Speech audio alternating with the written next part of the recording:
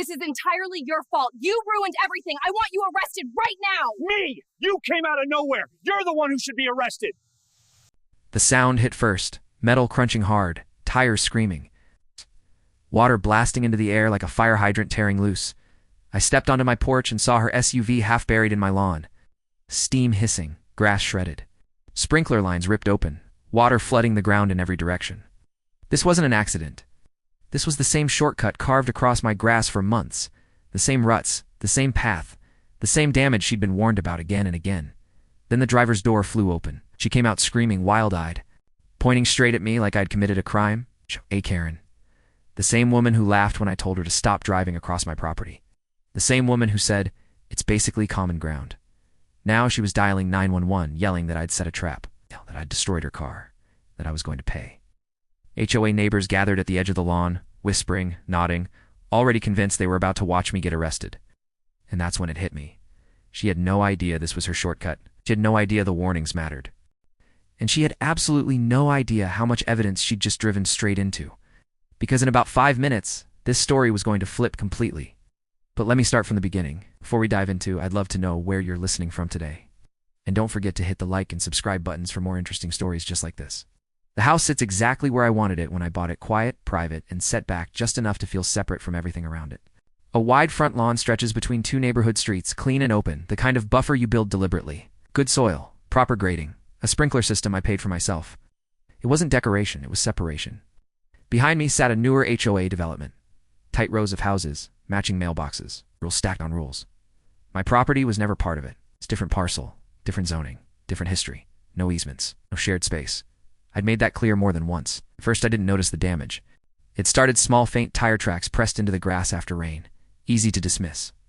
Then one morning a sprinkler head snapped clean off, water blasting into the air like a broken hydrant. A week later, a wide strip of sod near the center of the lawn was torn up so badly it looked carved out. That's when I saw her. A silver SUV cut diagonally across my lawn, rolling from one street to the other like the grass didn't exist. No hesitation. No slowdown. Just tires sinking into soft ground and climbing back out the other side. Karen. She lived in the HOA behind me and carried herself like the world owed her efficiency. Always rushed, always irritated. And apparently convinced my lawn was her personal shortcut. The next time it happened, I was waiting. I waved her down. Calm, polite, direct. "Hey, this is private property. You can't drive across here." She laughed. Rolled her window down just enough to smirk. "Oh, please," she said. "Everyone's been doing it for years. It's basically common ground." It wasn't, I told her that. She shrugged. "You're being dramatic. It's just grass." After that, I put up signs. Simple, clear. Private property, nitrogen monoxide. They disappeared within days. So I added low boundary markers along the edge. Reflective, visible, impossible to miss. Karen drove between them like they were suggestions. Every pass followed the same path, same angle, same damage. The lawn never had time to recover. Repairs became routine. New sod, reset sprinklers, filled ruts. Over and over. One afternoon she slowed just enough to wave as she crossed a casual flick of the hand, like I was the inconvenience. When I confronted her again, she didn't even pretend. "You don't own the earth," she said. "And the HOA is already looking into this." That was new. It wasn't true, but it told me everything I needed to know. I started documenting dates, times, photos of fresh tracks, video from a small camera near the porch, quietly, methodically. The pattern became impossible to ignore. This wasn't a mistake. It wasn't convenience. And it definitely wasn't accidental. Karen knew exactly what she was doing. She knew the damage. She knew the cost. And she kept doing it because she believed my property existed for her benefit. By the time repair estimates climbed into the thousands, I understood the real problem. This wasn't about a shortcut. It was about entitlement. And entitlement, once it takes root, never stops on its own. After that last conversation, something in Karen changed. She didn't back off. She doubled down. Instead of sneaking across the lawn early or late, she started doing it in broad daylight, slow, deliberate, sometimes. She made eye contact as her tires rolled through the same damaged strip of grass. Once she lifted a hand and waved like we were sharing an inside joke. I wasn't laughing. The damage escalated fast. The soil stayed soft where the sprinkler lines ran, and her SUV carved deep ruts that never fully settled. After rain, the ground turned to mud. One afternoon I heard a sharp crack and watched a section of irrigation tubing burst out of the ground. Water spraying everywhere while she drove off without stopping. When I talked to nearby neighbors, I realized she'd been working them too. "She says you're trying to block shared space," one told me quietly. Another said she mentioned the HOA was reviewing it. like it already belonged to them. It didn't. Different parcel, different ownership, no easement, no shared access. I'd verified it more than once. I confronted Karen again, this time holding photos. "This is private property," I said. "This damage is on you." No. She didn't even glance at them. "You don't get to claim open land just because you put grass on it," she snapped. "People have been using this cut-through forever." "They haven't," I said. "You have?" Her expression hardened. "Be careful," she said. "If my car gets damaged because of something you do out here, that's on you." That sentence mattered. Not because it scared me, but because it revealed how she thought. She wasn't just ignoring the boundary. She believed she was immune, that if anything went wrong, responsibility would magically shift to me. The bills piled up. Sod, labor, sprinkler heads, pipe fittings. I stopped counting once the total passed 4 figures. The lawn looked worse every week, and she kept driving the exact same lines, same entry, same exit, like she was tracing it deliberately. When I finally mentioned involving authorities, she exploded. She accused me of harassment, claimed I was targeting her for standing up for the community, said if I pushed this, she'd get the HOA involved, and that they had ways of dealing with uncooperative homeowners. That was the moment I stopped reacting and started preparing. I called the city and asked about property protection. I spoke with a property attorney and laid everything out. I reviewed local ordinances, land use codes, and civil liability rules. I didn't ask how to punish her. I asked what I was legally allowed to do on my own land to stop repeated vehicle trespass. The answer was simple. I could protect my property. I could mark boundaries. I could install lawful deterrents. If someone ignored posted warnings and damaged their own vehicle in the process, that liability wouldn't be mine. From that point on, I documented everything with precision. Time-stamped video, before and after photos, repair invoices, even mapped the exact path her tires followed because it never changed. Karen kept pushing. Some days she drove faster. Other days slower. Once, she swerved wider, tearing up fresh grass like a challenge. When she noticed the camera, she flipped it off. She thought she was testing my patience. What she didn't realize was that I wasn't angry anymore. I was ready. She was about to test the law, and the law was very clear about whose land this was. I didn't rush into anything. That was the most important part. Before I touched a shovel or bought a single piece of material, I made sure everything I planned was boringly legal. City code. Setback requirements. Visibility rules. No hidden hazards. No surprises for anyone who stayed where they were supposed to be. What I installed wasn't a trap, it was a boundary. One that only mattered if someone chose to ignore it. First came the markers. Clean, obvious boundary stakes placed exactly along the property line, even spacing. Reflective tops, impossible to miss. Then the signs, not aggressive. Not threatening, just clear. Private property nitrogen monoxide vehicle access lawn damage will be reported. They were visible from the road. From the angle Karen always entered and from inside a vehicle. No one could honestly claim they hadn't seen them. Next came the deterrent. Nothing exotic. Nothing unusual. A reinforced landscaping barrier commonly used near parks, medians, and protected green space to prevent vehicle intrusion.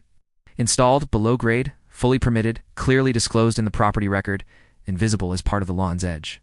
Anyone driving where they belonged would never encounter it. I added cameras last, wide angle, time-stamped, full coverage of the approach, no blind spots, no ambiguity. Then I waited. Took 2 days. Karen approached slowly that afternoon. I watched her stop at the corner, staring at the signs, the markers, the fresh work in the grass. For a moment, just a moment, I thought she might finally take the actual road. She didn't. She turned in anyway. The sound was immediate, a deep, violent crunch followed by metal scraping hard enough to make my stomach tighten, even though I knew exactly what had happened. Her SUV lurched forward, nose dipping, rear sliding sideways before grinding to a stop halfway across the lawn. Steam hissed. A tire deflated with a long, angry sigh. Karen exploded out of the driver's seat, screaming. She looked at her car, then the ground, then the signs, then me. Standing on the porch with my phone already recording. "You did this," she shrieked. "You set a trap." Within minutes, the lawn turned into a spectacle. She called the police loudly. Accused me of booby-trapping my property. Claimed I was trying to hurt someone. Said this was harassment, retaliation, criminal behavior. HOA members arrived too, gathering near the boundary like an audience that expected an arrest. Pointing, whispering, confident. Karen paced, crying and yelling at the same time. "You're paying for this." She kept shouting, "I warned you." When the officers arrived, the tone changed immediately. They didn't rush. They didn't take sides. They walked the scene carefully. They read the signs. They noted the boundary markers. They examined the lawn edge. Then they asked Karen why her vehicle was on clearly marked private property. She talked fast. Too fast. She said it was a shortcut. She said everyone used it. She said the HOA was handling it. She said I'd made the lawn dangerous on purpose. Then one officer turned to me. Do you have documentation? I handed them everything. Permits, installation receipts, relevant code sections. Time-stamped video showing her driving across the lawn repeatedly, including earlier that same day, ignoring every sign. They watched in silence. One officer rewound the footage, then rewound it again. Finally, they looked at Karen. The officer said calmly, "You drove a vehicle onto clearly marked private property and damaged your own car." She tried to interrupt. He raised a hand. "There's no concealed hazard here," he continued. "This barrier is lawful, visible, permitted, and entirely within the property owner's boundary." Her face shifted, confidence drained out of it, then confusion, then panic. "But he knew I drove there," she said weakly. "Yes," the officer replied. "And he warned you not to." The HOA group went quiet. Another officer put it plainly. "This is no different than striking a curb, bollard, or landscaped barrier after ignoring posted signs. Responsibility rests with the driver." Karen's voice dropped. "So, he's not in trouble?" The officer shook his head. "No, ma'am." He glanced at the torn lawn, broken irrigation, and tire tracks etched into the soil. "If anything," he added, "there's a documented pattern of trespass and property damage." No one argued. No one yelled. And for the first time since this started, the reality settled in. She hadn't caught me doing anything wrong. She'd driven straight into consequences, clearly marked, fully legal, and impossible to deny. The aftermath moved faster than Karen expected, and far slower than she wanted. The police didn't just take statements and leave. Given the shouting, the HOA presence, and the damage claims she was making, city code enforcement was looped in that same afternoon. By the next morning, this wasn't about a damaged SUV anymore. It was about boundaries, permits, and a documented pattern of behavior. Officials walked the lawn, inch by inch. They measured setbacks, reviewed permits, checked installation records, and watched the footage. All of it. Not just the crash. Weeks of clips showing Karen driving across the lawn, ignoring posted signs, passing boundary markers, using the same shortcut repeatedly after multiple warnings. The video even showed her slowing down to read the signs, then turning in anyway.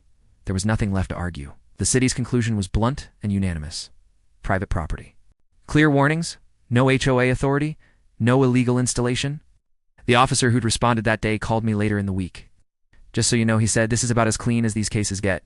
Karen was cited for trespassing, cited for property damage, and formally warned that any further entry would escalate to criminal charges." That still wasn't the end of it. When she filed an insurance claim, clearly expecting them to come after me, the footage ended that immediately. Her adjuster reviewed the evidence, saw the signage, the markers, the documented warnings, and denied coverage outright. She'd driven off-road onto clearly marked private property after being told not to. That made the damage her responsibility. The lawn repairs weren't cheap. The crushed irrigation line had to be replaced, soil regraded, new sod installed, the deterrent inspected and reinforced. The final bill landed exactly where it belonged, including court-awarded restitution. The HOA, meanwhile, vanished. The same board members who had whispered about shared space and community use suddenly insisted this was a personal matter between neighbors. Emails stopped. Letters disappeared. No more threats. No more claims of authority. They wanted distance. I restored the lawn properly on my timeline. When the grass came back thick and even, I added permanent landscaping barriers. Decorative, immovable, unmistakable. The kind you don't drive over unless you're determined to destroy your suspension. They blended in perfectly. And something interesting happened. The shortcuts stopped. Not just Karen's. Everyone's. Neighbors who'd casually followed her path remembered how roads work. Tires stayed on pavement. Feet stayed on sidewalks. The idea that the lawn was basically common ground disappeared overnight. Karen changed too. She avoided the street when I was outside. If we crossed paths, she looked anywhere but at me. No smirks. No waves. No comments about community rights. Just silence. And distance. The lawn stayed pristine. No ruts. No broken sprinklers. No muddy scars, carved by entitlement. It's grass, doing exactly what grass does when boundaries are respected. Every now and then a neighbor would quietly say, "I guess she finally learned," or "Sorry you had to deal with that." I'd nod. Because this was never about revenge. It wasn't about embarrassing anyone. It was about something simpler. Property rights don't exist on vibes. They don't vanish because someone's in a hurry. And they don't bend just because someone decides they're special. Karen thought rules didn't apply to her. The law reminded her they do, especially when the land isn't hers. And from that day on, my lawn stayed exactly what it had always been. Private, respected, and completely free of shortcuts.